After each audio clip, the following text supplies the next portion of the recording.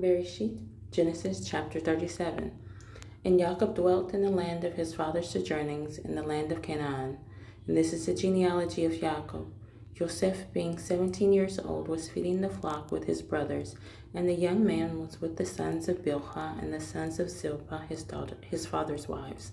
And Joseph brought an evil report of them to his father.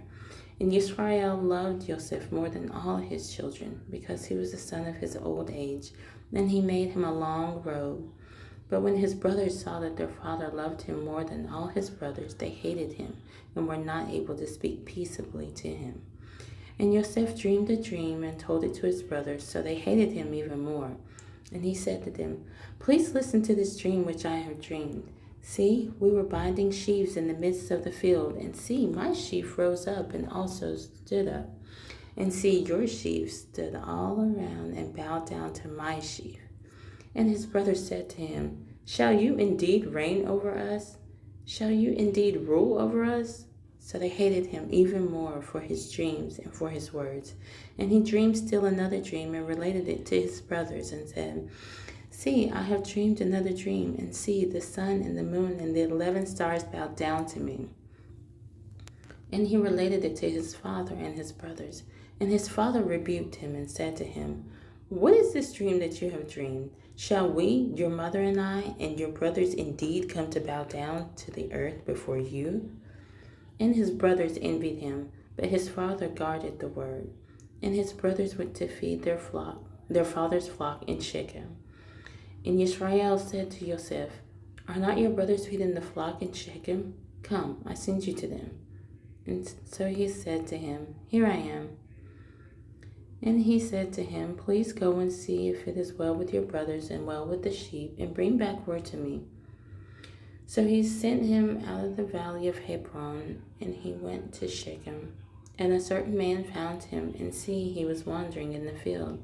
And the man asked him, saying, "What do you seek?" And he said, "I am seeking my brothers. Please inform me where they are feeding their sheep." And the man said, "They have left here, for I heard them say, 'Let's go towards Dothan.'"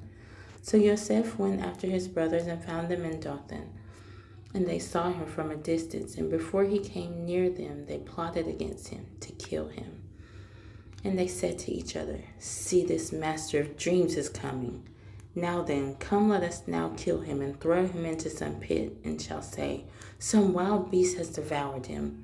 Let us then see what comes of his dreams." But Reuben heard and rescued him from their hands and said, "Let us not strike this being." And Reuben said to them, "Shed no blood. Throw him into this pit which is in the wilderness, and do not lay a hand on him, in order to rescue him out of their hands and bring him back to his father." So it came to be, when Joseph had come to his brothers, that they stripped Joseph of his robe, the long robe which was on him. They took him and threw him into a pit, and the pit was empty. There was no water in it. And they sat down to eat a meal, and they lifted their eyes and looked, and saw a company of Ishmaelites coming from Gilead with their camels, bearing spices and balm and myrrh, going to take them down to Mitzrayim. And Yehudah said to his brothers, "What will we gain if we kill our brother and conceal his blood? Come and let us sell him to the Ishmaelites, and let not our hand be upon him, for he is our brother, our flesh." And his brothers listened. And Midianite traders passed by. So they pulled Joseph up and lifted him out of the pit and sold him to the Ishmaelites for 20 pieces of silver. And they took Joseph to Mitzrayim. And Reuben returned to the pit, and see, Joseph was not in the pit, and he tore his garments. And he returned to his brothers and said, "The boy is gone, and I, where am I to go?" So they took Joseph's robe, slew a male goat, and dipped the robe in the blood, and sent the long robe and brought it to their father, and said, "We have found this. Please look, is it the robe of your son or not?" And he recognized it and said, "It is my son's robe. An evil beast has devoured him. Joseph is torn to pieces." And Jacob tore his garments and put sackcloth on his waist and mourned for his son many days.